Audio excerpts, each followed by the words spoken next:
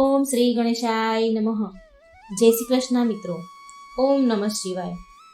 પવિત્ર શ્રાવણ માસ ચાલી રહ્યો છે અને આપણે હવે સાંભળીશું શિવજીની કથાઓ લીલાઓ. મિત્રો, પૂરો મહિનો શિવજીની કથા અને લીલા હું ભગવાનની મૂકીશ. શિવ પુરાણમાં વર્ણન થયેલી ભગવાનની અલગ અલગ કથાઓ, બહુ બધી કથાઓ શિવજીની છે જે તમે કદાચ સાંભળી હોય કે ન સાંભળી હોય, પણ આ શ્રાવણ મહિનામાં મારી આ ચેનલમાં જોડાયેલા રહેજો અને શિવજીની કથાઓ સાંભળી અને આપણું જીવન ધન્ય બનાવીશું. આપણે ભગવાનની કથાઓ સાંભળવાથી મન પવિત્ર થાય છે, આપણું જીવન મન શુદ્ધ થાય છે અને ભગવાનની કૃપા વરસે છે અને અંત સમયે ભગવાનનું શરણું મળે છે. આપણા જે કંઈ પાપ હોય છે એ બળીને ભસ્મ થાય છે. તો મિત્રો, ચાલો આપણે સાંભળીએ શિવ પુરાણમાં વર્ણન થયેલી શિવજીની કથા. ઓમ નમઃ શિવાય. શિવ શક્તિની જય. મૃત્યુંજાય રુદ્રાય નીલકંઠાય સંભવે આશુતોષાય સર્વાય મહાદેવય તે નમઃ. પ્રિય ભક્તો, આજે આપણે સાંભળીશું દુઃખ દરિદ્રનો નાશ કરવાવાળી ભોળાનાથની કથા. આ કથા શિવ પુરાણમાં વર્ણન છે.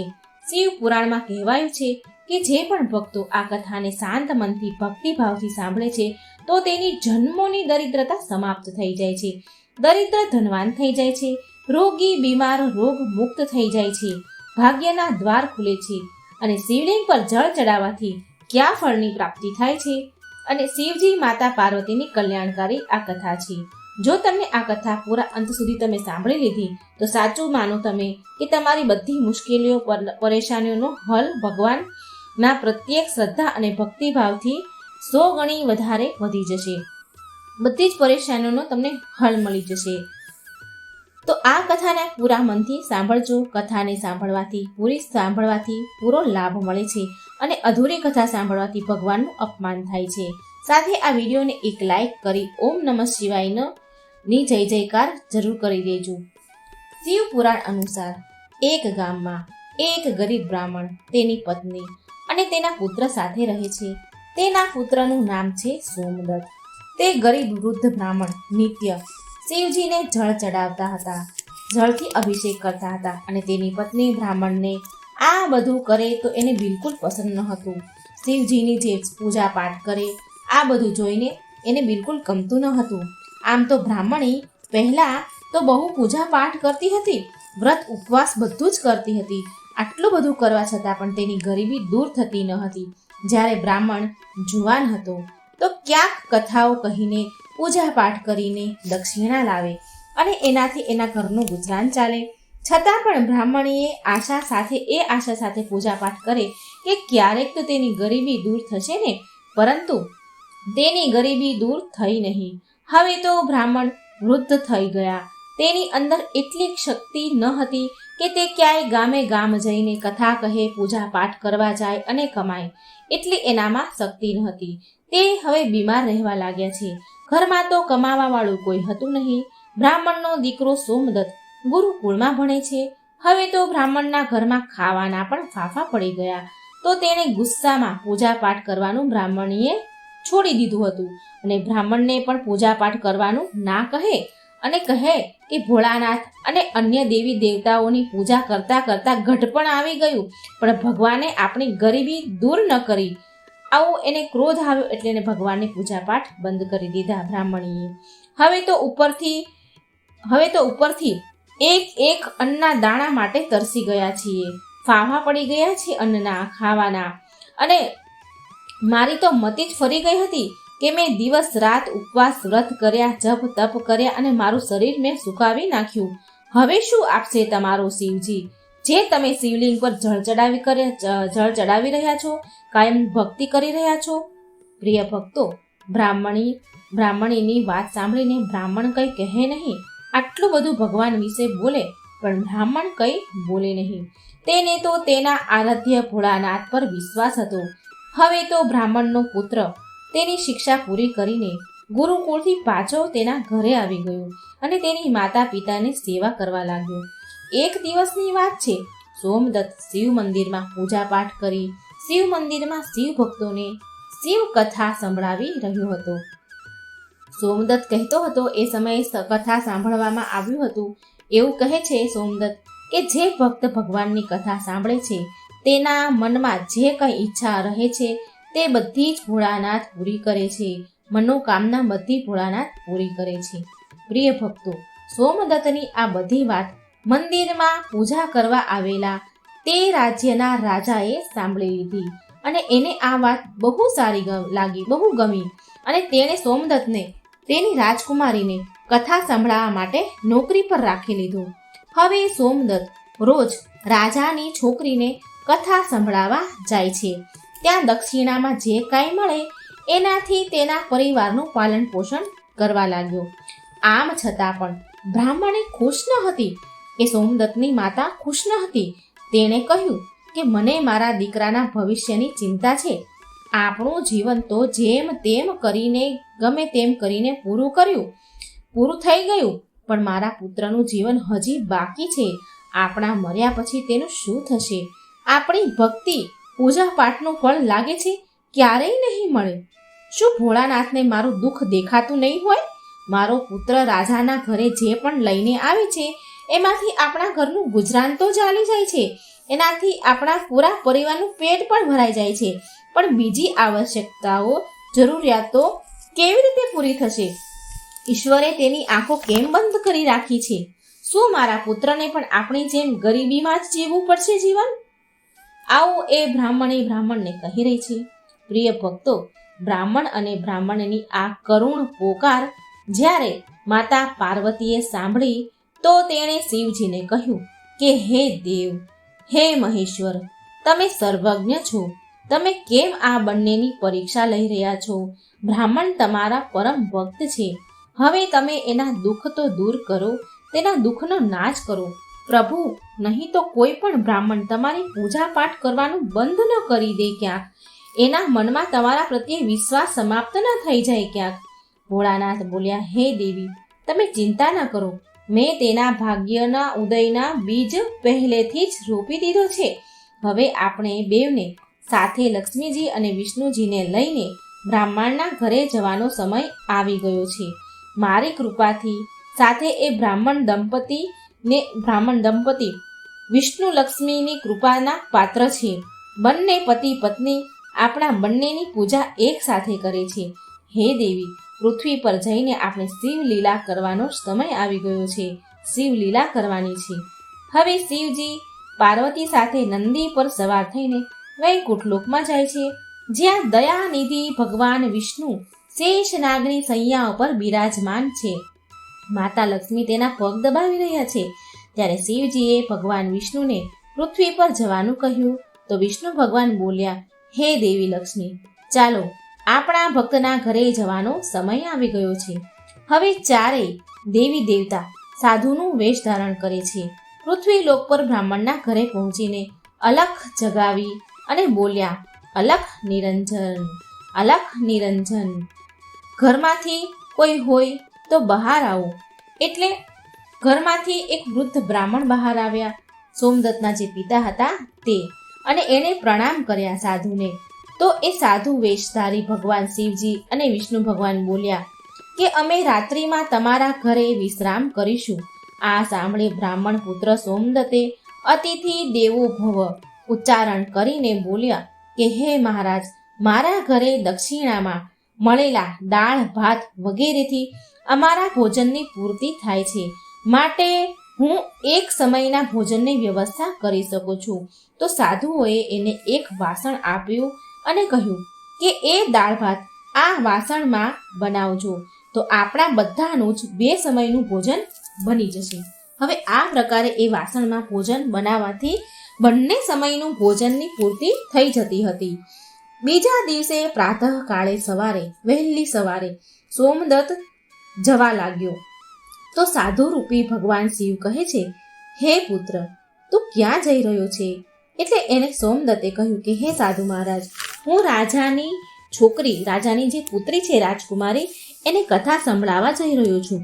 તો સાધુ બોલ્યા કે તું કથા સંભળાવ્યા બાદ રાજાની છોકરીને પૂછજે કે તું કઈ અભિલાષાની આશાની પૂર્તિ માટે આ કથા સાંભળી રહી છે. હવે સોમદત્ત રાજકુમારીને કથા સંભળાવવા જાય છે અને કથા સંભળાવ્યા પછી એણે પ્રશ્ન પૂછ્યો રાજકુમારીને કે તું કઈ અભિલાષાની પૂર્તિ માટે, કઈ મનોકામનાની પૂર્તિ માટે આ કથા સાંભળે છે? તો રાજાની પુત્રી બોલી કે હું એ અભિલાષાથી કથા સાંભળું છું કે મને એવો વર મળે જેની ચર્ચા બધાની જીભ પર હોય, તેના માથા ઉપર ચંદ્ર અને સૂર્યનો પ્રકાશ હોય, તથા એ ભાગ્યનો એવો ધનવાન હોય કે એના ચરણમાં લક્ષ્મી વસેલી હોય, તથા એવી જાન લઈને આવે કે અત્યાર સુધી કોઈ જોઈ ન હોય. હું આ અભિલાષાથી કથા સાંભળું છું. મારી આ મનોકામના છે. પ્રિય ભક્તો, હવે પાછા ઘરે આવીને સોમદત્તે રાજકુમારીની બધી જ વાત સાધુને કહી. હવે જુઓ, બીજા દિવસે જ્યારે એ પ્રાતઃકાળે સવારે સોમદત્ત બીજા દિવસે સવારે કથા સંભળાવા જાય છે તો સાધુ બોલ્યા, શિવજી રૂપમાં સાધુ બોલે છે કે બેટા, આજે ફરી એ પ્રશ્ન રાજકુમારીને પૂછજે, અને જો ફરી કાલવાળી વાત તને કહે તો એવું કહેજે કે જેવો પતિ તને જોઈએ છે ને એવો તો માત્ર હું એક જ છું. આવું કહીને ભાગીને દોડીને આવતો રહેજે. આ સાંભળીને સોમદત્ત બોલ્યો, હે સાધુ મહારાજ, ક્યાં હું એક ગરીબ બ્રાહ્મણ જેનું ઘર એની દીધેલી દક્ષિણામાંથી ચાલે છે, અને ક્યાં એ રાજાની પુત્રી. રાજા મને તો મારી જ નાખશે અને મને ને મારા પરિવારને મૃત્યુદંડ આપીને મૃત્યુને ઘાટ ઉતારશે. માટે હું આવું નહીં કરું. સાધુ બોલ્યા, ઠીક છે, અમે હમણાં જ તમને બધાને અને તારા પરિવાર સહિત શ્રાપથી બધાને ભસ્મ કરી દઈશું. સોમદત્ત તો પહેલેથી જ તેના ચમત્કારથી ડરેલો હતો. જે એને સાધુએ પાત્ર આપ્યું હતું એમાં ચમત્કારથી બંને ટાઈમનું ભોજન થઈ જતું હતું, એટલે એ તો પહેલેથી જ ડરી ગયેલો હતો. અને ઉપરથી આવો શ્રાપ આપીને ભસ્મ કરવાની વાત કરી એટલે સોમદત્ત તો વધારે ડરી ગયો. તેણે વિચાર્યું કે રાજા તો પછી મૃત્યુદંડ આપશે, આ સાધુ મહારાજ તો હમણાં જ તેના શ્રાપથી અમને ભસ્મ કરી દેશે. માટે સાધુને આશ્વાસન આપીને સોમદત્ત કથા સંભળાવવા માટે ચાલ્યો ગયો. કથા પૂરી થયા પછી સોમદત્ત કહે છે રાજકુમારીને કે કાલે તમે જે બતાવ્યું હતું એ અનુસાર જેવો વર તમને જોઈએ છે એવો વર તો માત્ર હું જ છું. આટલું કહીને સોમદત્ત એક ક્ષણમાં ફટાફટ ત્યાંથી ભાગીને દોડીને ઘેર આવી ગયો. રાજાની પુત્રીને તો એકદમ આઘાત પહોંચી ગયો. એની આંખો ફાટી રહી. એકદમ ધક્કો વાગ્યો એને. તેણે દાસી દ્વારા તેના પિતાને બોલાવીને બધી વાત કરી. રાજાએ આશ્વાસન આપ્યું કે એ દંડને પાત્ર છે. બ્રાહ્મણને એના આ કરવાની સજા જરૂર મળશે. રાજાએ તેના મંત્રી સાથે ચર્ચા વિચારણા કર્યા તો એક વરિષ્ઠ મંત્રી બોલ્યા, સોમદત્તે અપરાધ તો ફાંસી દેવા જેવો કર્યો છે, પરંતુ એક બ્રાહ્મણ છે, તેને ફાંસી આપવાથી એક બ્રાહ્મણ હત્યાનું પાપ લાગશે. કંઈક એવું કરીએ કે તેને દંડ પણ મળે અને બ્રહ્મ હત્યાનું પાપ પણ ન લાગે. પ્રિય ભક્તો, ઘણો વિચાર વિમર્શ કર્યા મંત્રીઓએ, બધા વિદ્વાનોએ ઘણા વિચાર વિમર્શ કરી અને પછી નક્કી કર્યું કે લગ્નનું નિમંત્રણ પત્ર અમુક શરતો સાથે મોકલવામાં આવ્યું. રાજાએ શરતોવાળું નિમંત્રણ પત્ર લખીને તેના નોકર સાથે, એના સૈનિક હોય જે દરબારના, એની સાથે સોમદત્તને ત્યાં ઘરે મોકલાવ્યું. હવે આ બાજુ સોમદત્તે ઘરે પહોંચીને સાધુને કહ્યું કે તમારા કહ્યા અનુસાર રાજકુમારીને મેં કહ્યું તો ખરી. રાજકુમારી તો બહુ ક્રોધી થઈ. મેં તમે કીધું ને એવું બધું જ કીધું, પણ એ તો ખૂબ ગુસ્સે થઈ. હવે જલ્દી જ ફાંસીનો સંદેશ પહોંચવાનો જ હશે. એટલી વારમાં થોડી વાર થઈ તો નોકર નિમંત્રણ પત્ર લઈને પહોંચી ગયો સોમદત્તના ઘરે. સાધુઓએ એ નિમંત્રણ પત્ર જે નોકર લઈને આવ્યો હતો એને સન્માન સહિત બેસાડીને આસન આપ્યું. સોમદત્તને નિમંત્રણ પત્ર સંભળાવવા કહ્યું. તો પત્ર આ પ્રકારે હતો. રાજાએ એવી શરત મૂકી હતી કે હે બ્રાહ્મણ પુત્ર, અમને તારો લગ્નનો પ્રસ્તાવ મંજૂર છે, પરંતુ સાથે સાથે અમારી શરતો પણ છે કે અમારી બધી જ શરતો પૂરી કર્યા પછી અમે અમારી કન્યાના વિવાહ તારી સાથે કરી દઈશું. જો શરત પૂરી નહીં થાય તો તને અને તારા પરિવાર સહિત ફાંસી દેવામાં આવશે. અને શરતો આ પ્રમાણે છે. પહેલી શરત છે કે જાનમાં આવેલા જાનૈયા માટે જે જાનઘર, જે ઉતારા બનાવેલા હોય, તંબુ છે, જે કંઈ ઉતારા જાનૈયાઓ માટે બનાવ્યા હોય એ બધા જ ભરેલા હોવા જોઈએ. એક પણ તંબુ ખાલી ન રહેવું જોઈએ. અને બીજી શરત છે કે જાનવાળા માટે આર્થિક સત્કાર માટે બધી જ જે ખાદ્ય સામગ્રી, જે રસોઈ બનાવી હોય એનો ઉપયોગ પૂરેપૂરો થઈ જવો જોઈએ. જરા પણ રસોઈ બાકી ન રહેવી જોઈએ. અને ત્રીજી શરત એ છે કે એવી અદ્ભુત જાન આવી જોઈએ કે જેની પ્રશંસા બધા વ્યક્તિના જીભ પર હોય. જાન આવવા બાદ જો કોઈ પણ શરત અધૂરી હશે તો જાનમાં આવનારા બધા જ લોકોને ફાંસી આપવામાં આવશે. પત્ર વાંચીને તો સોમદત્ત ડરીને ધ્રુજવા લાગ્યો. સાધુઓ બોલ્યા, તું ડર નહીં, નોકરને ભોજન ખવડાવી પત્રનો ઉત્તર આપીને વિદાય આપ અને પત્રમાં લખ કે તમે વિવાહની તૈયારી કરો, અમે એ દિવસે જાન લઈને આવીએ છીએ. નોકરને ભોજનમાં દાળ ભાત પીરસવામાં આવ્યા અને નોકરની થાળીમાં ચમત્કારથી 36 પ્રકારના ભોજન થઈ ગયા. વિદાય કરતા સાધુઓએ શિવજી બનેલા જે સાધુ હતા, જે ભોળાનાથ હતા અને વિષ્ણુ ભગવાન હતા, તેણે મુઠ્ઠી ભરી ધૂણીની રાખ આપી પત્રમાં જવાબ લખીને વિદાય કર્યું. બહાર આવીને નોકરે જોયું તો તે રાખ નહીં પણ હીરા મોતી છે. એ તો બહુ ખુશ થઈ ગયો. રાજાએ સકારાત્મક જવાબ સાંભળીને વિચાર કરે છે કે એ ગરીબ બ્રાહ્મણ કોના ભરોસે આવું કરી રહ્યો છે? શું કોઈ દુશ્મન રાજા તેનો સાથ આપી રહ્યો છે? આ વિચારીને રાજાએ શહેરના તમામ બારાત ઘર, એટલે કે જાનના ઉતારા હોય, જાનૈયાના ઘર, તંબુઓ, ઘર બધું જ બનાવ્યું. શહેરના તમામ ઉતારાઓ બનાવડાયા, બારાત ઘર બનાવ્યા, શણગારી દીધા અને અનેક તંબુ, અસંખ્ય તંબુ તાણી દીધા. કેમ કે રાજાને વિશ્વાસ હતો કે વધારે જાનૈયાઓ, બારાતીઓ નહીં આવે અને એની શરત તૂટી જશે, શરત હારી જશે. આટલા બધા તંબુ અને બારાત ઘર તો કેવી રીતે ભરાય? શહેરના તમામ ઘર એને તૈયાર શણગારી દીધા. હવે આ તરફ સોમદત્ત તેની જાનમાં આવવા માટે જેને પણ નોતરે આમંત્રણ આપે એ વ્યક્તિ સોમદત્તને એવું કહીને ના કહે કે નહીં, તારો તો અંતિમ સમય આવી ગયો છે, અમે તારી સાથે મરવા માટે જાનમાં શું કામ આવીએ? આવી વાત સાંભળીને તે બહુ હેરાન થતો. કોઈ પણ જેને પણ નિમંત્રણ આપે એ બધા જ ના કહી દે. લગ્નવાળા દિવસે આમ કરીને લગ્નનો દિવસ આવ્યો.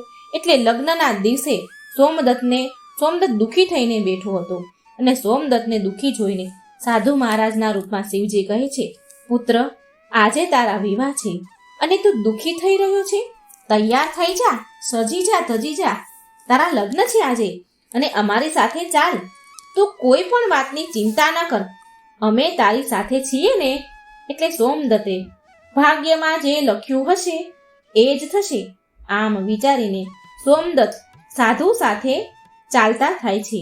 મા લક્ષ્મી, મા પાર્વતી, શિવજી, ભગવાન વિષ્ણુ સાથે ચાલે છે. ભગવાન શિવજીએ જાનમાં આવવા માટે બધા જ દેવી દેવતા અને મનુષ્યના રૂપમાં આમંત્રિત કર્યા તથા ભૂત પ્રેત અનેક ગણોને પણ લગ્નમાં બોલાવી લીધા. જેના કારણે સજાવેલા જાનૈયાના જે ઉતારાઓ હતા, જે ઘર હતા, જે તંબુ હતા, એ તમામ ભરાઈ ગયા. ને તેમ છતાંય અમુક જાનૈયાઓ ઉતારા વગરના જ રહી ગયા. ઘટ્યા ઉપરથી જે રાજાએ તમામ શહેરના બધા જ ઘરોને શણગારી દીધા હતા, તંબુ અનેકો અસંખ્ય બનાવ્યા હતા, બધા જ ભરાઈ ગયા. 26 જાનૈયા વધ્યા અને રાજા પાસે તો સૂચના મોકલવામાં આવી કે જાનવાળાના ઉતારા માટે બીજી વધારે પ્રબંધ કરવામાં આવે. સૂચના મળવાથી રાજાએ વિચાર કર્યો કે ક્યાંથી આટલા જાનૈયા આવી ગયા, મારે જઈને જોવું જોઈએ. રાજા તો ઉતાવળે ત્યાં પહોંચ્યા. રાજાને આવતા જોઈને શનિદેવ અને શુક્ર ને બંનેને બાળકના રૂપમાં ભગવાન શિવજીએ બનાવી દીધા હતા. એટલે રાજાને આવતા જોઈને શુક્ર અને શનિદેવ બાળક બનીને ભૂખના કારણે ખૂબ રડ્યા. શિવજીએ બંનેને ખૂબ રડાવ્યા, બાળકના રૂપમાં રડાવી દીધા. રાજાએ એ બાળકોને રડતા જોયા અને પૂછ્યું કે આ બાળકો કેમ રડી રહ્યા છે સાધુ મહારાજ? તો સાધુ બનેલા શિવજી બોલ્યા કે હે રાજન, આ બાળકોને બહુ ભૂખ લાગી છે. રાજાએ બાળકોને ખાવા માટે મોકલી દીધા. થોડા સમય પછી રાજાના કર્મચારીઓ જે રસોઈ ઘરમાં કામ કરતા હોય એ દોડતા દોડતા આવીને કહે છે કે મહારાજ, રાજા મહારાજ, આ બાળકો તો બધું જ ભોજન ખાઈ ગયા. જેટલી પણ રસોઈ આ જાનૈયાઓ માટે, આ જાન માટે તૈયાર કરી હતી, આ 2 બાળક બધું જ ખાઈ ગયા અને હજી પણ ભૂખ ભૂખ કરીને બૂમો પાડી રહ્યા છે, રડી રહ્યા છે. આ સાંભળીને રાજા તો બહુ હેરાન થઈ ગયો. તેણે તેનો ઘમંડ ત્યાગીને તે સાધુ મહાત્મા જે શિવજી હતા એની સામે નતમસ્તક નમાવીને કહ્યું, મહારાજ, હવે મારી લાજ આબરૂ તમારા હાથમાં છે. મને કંઈ સમજાતું નથી. આ શું થઈ રહ્યું છે? સાધુ મહારાજ બોલ્યા, કંઈ વાંધો નહીં, બધું જ બરાબર થઈ જશે. તું ઘરે જઈને જાનના આગમનની સ્વાગતની તૈયારી કરો. રાજાએ શહેરને બહુ સુંદર રીતે શણગાર્યું. બધી જ જગ્યાએ ફૂલો, ઝાલરો, બહુ સરસ હીરા, મોતી, બધી જ રીતે આખું શહેર દુલ્હનની જેમ શણગારી દીધું. સોમદત્ત પણ વરરાજાના વસ્ત્રમાં એક રાજકુમારની જેમ સુંદર દેખાઈ રહ્યા હતા. સાંજના સમયે તેને એક સુંદર રથમાં બેસાડવામાં આવ્યા. રથની આગળ અનેક પ્રકારના બેન્ડ બાજા, નગારાવાળાઓ નાચી રહ્યા હતા. વરરાજાના મસ્તક પર ચંદ્ર અને સૂર્ય સજી રહ્યા હતા. ચંદ્ર અને સૂર્ય એના નતમસ્તક પર હતા. જાનૈયાઓ હાથમાં મુદ્રાઓ લઈને, પૈસા, સોના ચાંદીની મુદ્રાઓ લઈને એકબીજા ઉપર ઉછાળી રહ્યા હતા. ખૂબ પૈસા ઉછાળી રહ્યા હતા. જાનનું આવું અદ્ભુત દ્રશ્ય જોઈને લોકો આપસમાં એકબીજા સાથે વાતો કરવા લાગ્યા કે આ બ્રાહ્મણના ભાગ્ય તો જુઓ, આના મસ્તક પર સૂરજ અને ચાંદ છે અને ચારેય તરફ ધન લક્ષ્મી ઉડાડવામાં આવી રહી છે, સોનાની મુદ્રાઓ ઉડાડવામાં આવી રહી છે, માનો કે કોઈ મોટા રાજાની જાન નીકળી છે. આવી જાન તો અમે અમારા જીવનમાં ક્યારેય નથી જોઈ. આવું બધા અને ના તો ક્યારે આવી જાન જોવા મળશે. એવી આશા છે કે આ ભાગ્યનો મોટો ધનવાન છે એવું લાગે છે. પ્રજાની આવી વાત સાંભળી માતા પાર્વતી બોલ્યા શિવજીને કે હે સ્વામી, તમે જેના પર કૃપા કરો છો એના માટે અન્નધનના ભંડાર ખોલી દો છો. ભગવાન ભોળાનાથ કહે છે, હે પાર્વતીજી, જે ભક્ત મારી પૂરી શ્રદ્ધા ભક્તિથી પૂજા કરે છે, હું એને એની પૂજાનું ફળ જરૂર આપું છું. એને દુઃખ ત્યાં સુધી જ વેઠવું પડે છે જ્યાં સુધી તેના પાપ કર્મ પૂરા ન થઈ જાય. પુણ્ય કર્મ જેવા ઉદય થાય છે એવા જ તેના ભાગ્યના દરવાજા ખુલી જાય છે. અને જે ભક્ત ભગવાનની કથા સાંભળે છે તેને પણ રાજકુમારીને જેમ ફળ મળ્યું છે એવી રીતે ફળ મળે છે.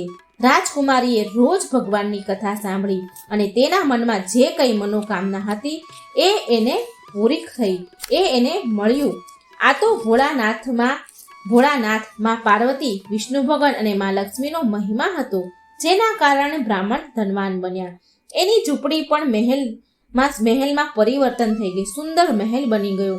તેના ઘરમાં નોકર, ચાકર, ધનની કોઈ કમી ન રહી.